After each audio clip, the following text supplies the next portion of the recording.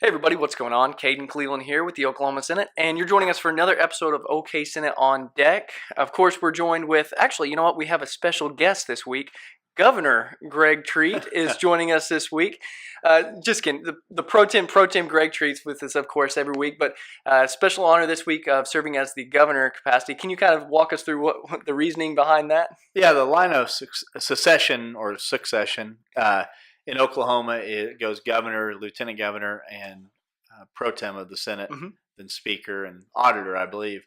But when the governor and lieutenant governor are both out of town, technically only I'm governor for this week. So they've been out of town, and my friends and you all have been giving me a hard time. About being governor. All week we've been referencing you as Governor Treat, so absolutely. You're definitely filling that role perfectly. Yeah, I told Governor Stitt that I was going to sign a bunch of executive orders and try to veto stuff. Hey, given the opportunity, let's go, right? Yeah. Absolutely. Absolutely. I've enjoyed a very good working relationship with the actual governor, so I've not exercised any of the authority of the office. Long-term thinking, I guess. Yeah, that's fine. Exactly. So not only are you governor this week, this was another big week for you because you actually accomplished a huge milestone in your life. You became the grand champion of the Oklahoma Youth Expo. Is that correct? Yeah, funny you should ask. I actually brought this little trophy. And it had nothing to do with me being pro tem or acting. No, governor. Of course not. Yeah. It was skill and showmanship. That's right. And, I'm honored. I've been working. I worked at least, 10 minutes on getting ready for that. Mentally preparing, it's a big deal, right? It was a big deal. In all seriousness, the Oklahoma Youth Expo does an excellent job, and there's kids from all over Oklahoma. I got to meet two of them yesterday that showed me how to show a goat and show a heifer, and it was a lot of fun. Those kids put a lot of effort and work into it. The Oklahoma Youth Expo raises money for scholarships, and it promotes agriculture. And the city boy here that they like to call me now, one those of you who are just listening can't see it, but I encourage you to go on the Facebook and see this little trophy that I just pulled up. It just happened to be sitting here. After you've been carrying around with you all day. Not many people know that District 47 is very much rural, correct? Extremely rural. If you just go a little bit north of my house, there's pasture upon pasture. So, we're not too far out of it. I grew up in the country with horses and everything, but no one believes it. I didn't have boots yesterday because my boots were worn out, and my lovely wife was doing me a favor and ran home and got boots for me, but she got my two right-footed boots and not the pair. So anyway, I got to show up. I gave everyone else an opportunity to make fun of me. But you know what? I came out the victor because of the hard work of, I think, Katie and Braden, I believe. These are awesome kids. That's that are reflective of future generations.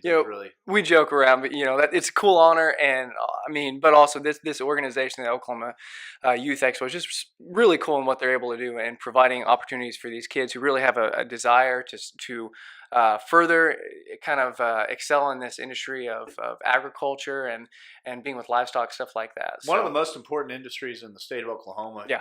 Huge for just the world, to be able to feed the world. Absolutely. What they do, and it's important that we recognize them, but it's also important these kids that are wanting to pursue a future, they get to compete for these scholarships, and I was glad to be a part of it. It was fun.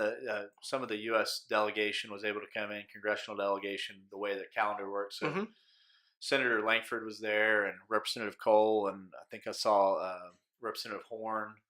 It was neat to be able to have the federal delegation. That's cool. Participate too, and all support the kids. That's all right. Well, before we move on to another topic, just wanted to make sure and congratulate you for obviously the biggest honor that you've had in a while, which is the grand champion, and then a secondary, obviously, being governor this week is pretty cool. Exactly. It's I'm gonna have a speech ready for the floor next week to be able to be recognized for this. Perfect.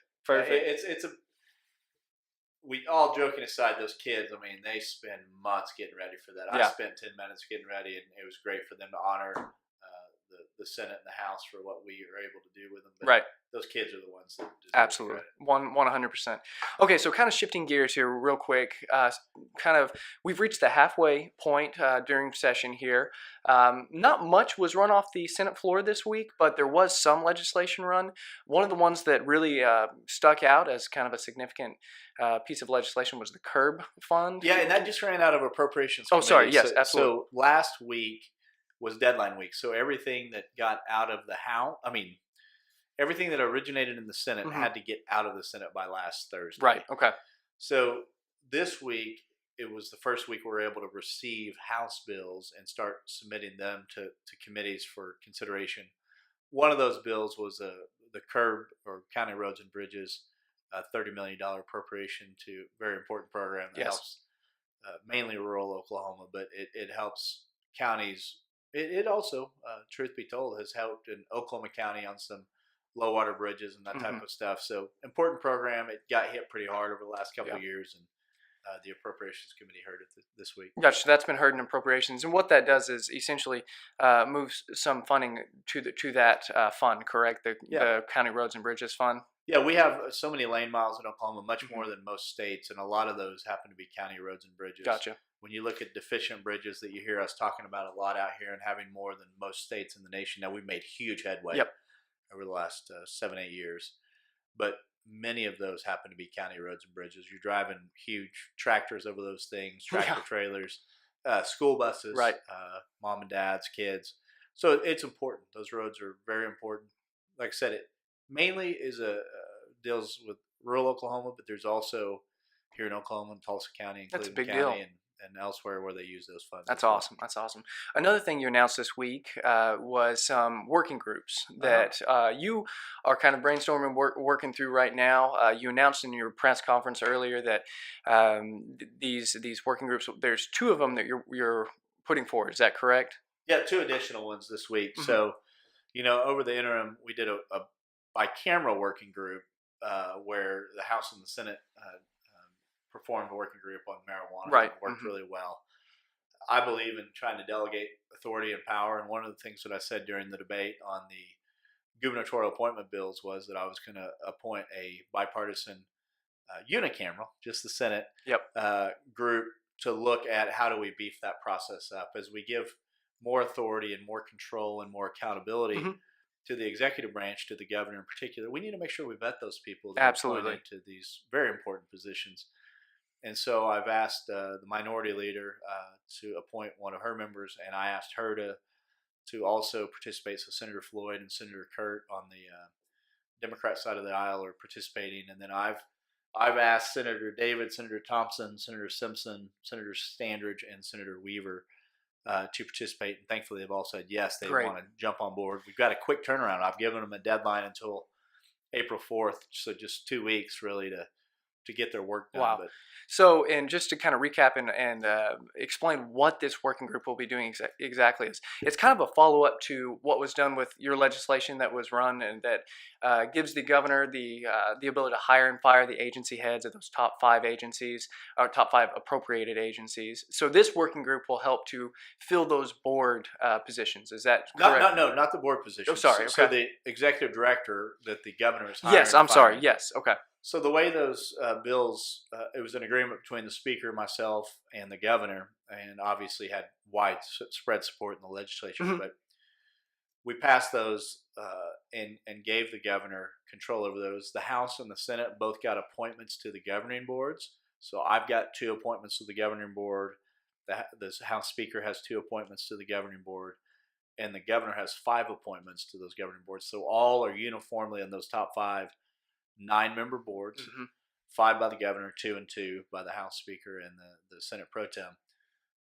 What the confirmation process deals with in this instance is those heads of those agencies. Gotcha. So if he chooses to designate somebody for the Healthcare Authority, Office of Juvenile Affairs, Department of Corrections, Oklahoma Department of Transportation,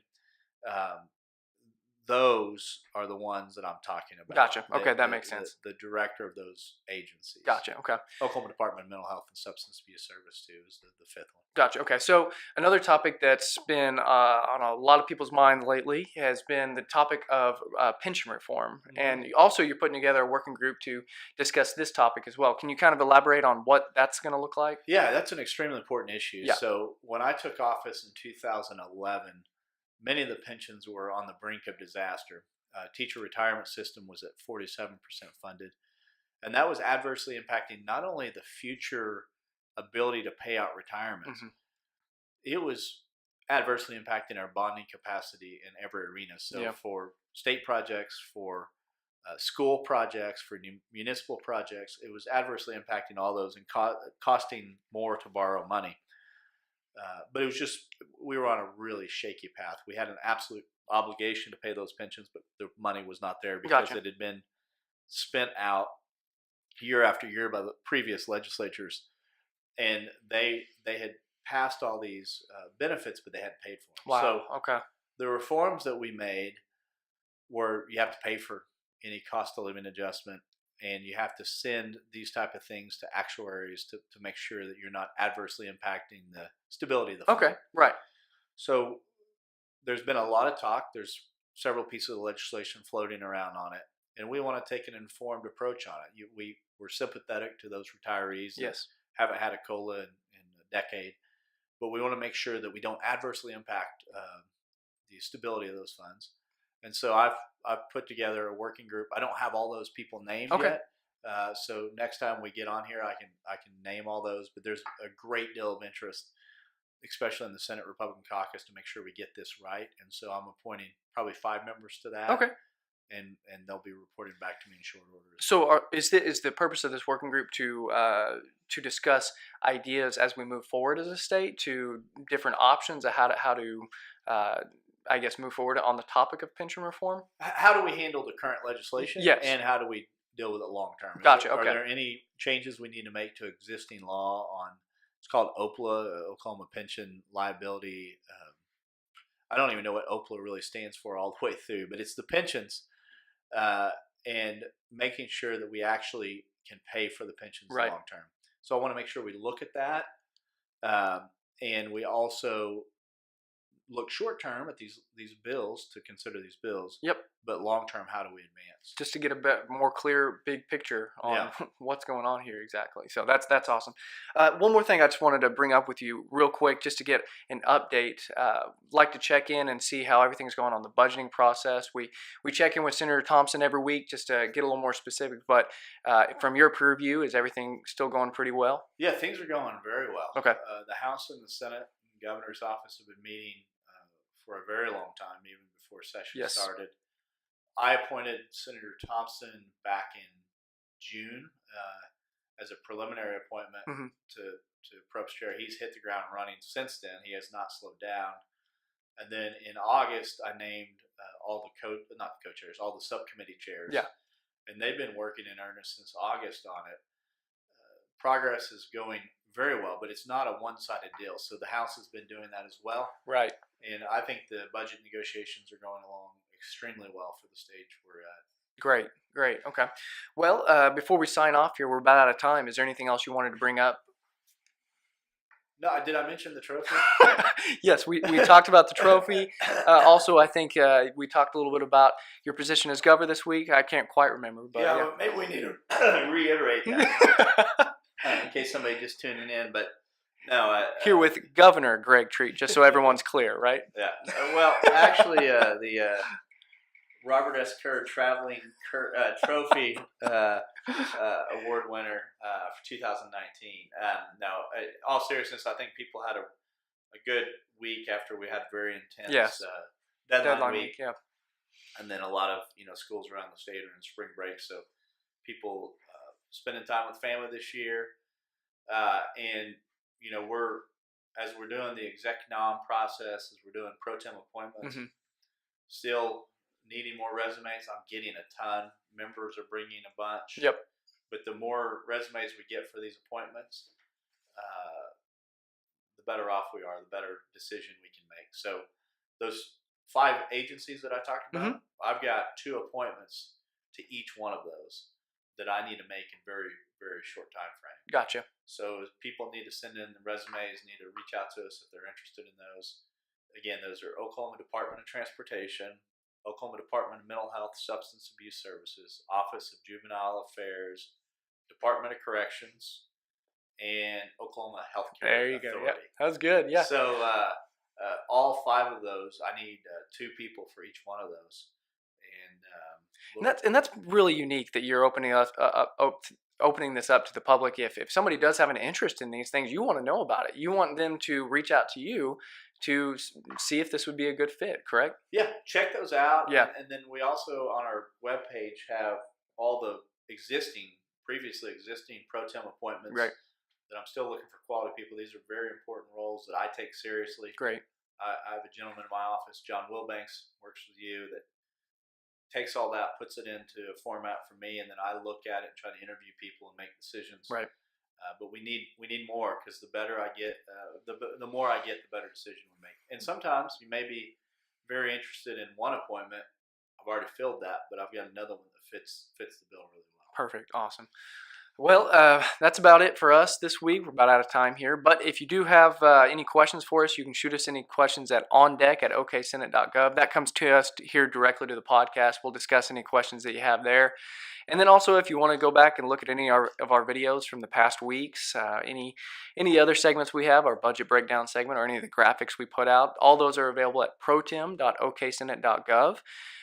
That's also a new feature that's new this year, just for the general public to have more transparency information. So yeah, you're doing a great job with it. So we need to keep it up, and we need to keep questions coming. So. Awesome, love it. Well, thanks guys for joining us. We'll be back next week. I think we'll be here with Pro Tem Greg Treat next week. So, but until then, you guys have a great. I'll still be the reigning champ on. No. That's true. Yeah. The trophy might be back next week. We're not sure yet. Yeah. Awesome, guys. Well, hey, you have a good week, and we'll see you soon. Bye.